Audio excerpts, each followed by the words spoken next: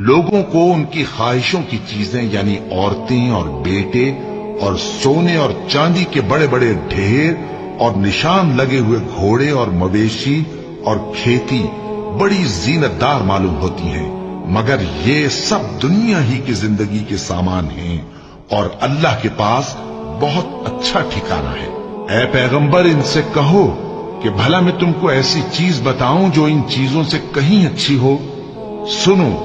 جو لوگ پرہیزگار ہیں ان کے لیے اللہ کے ہاں باغات بہشت ہیں جن کے نیچے نہریں بہ رہی ہیں، ان میں وہ ہمیشہ رہیں گے، اور پاکیزہ بیویاں ہیں، اور سب سے بڑھ کر اللہ کی خوشنودی۔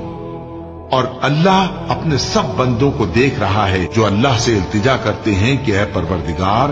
ہم ایمان لے آئے سو ہم کو ہمارے گناہ معاف فرما اور ہم کو دوزخ کے عذاب سے محفوظ رکھ۔ یہ وہ لوگ ہیں جو مشکلات میں صبر کرتے اور سچ بولتے اور عبادت میں لگے رہتے اور نیکی میں خرچ کرتے اور اوقات سحر میں گناہوں کی معافی مانگا کرتے ہیں۔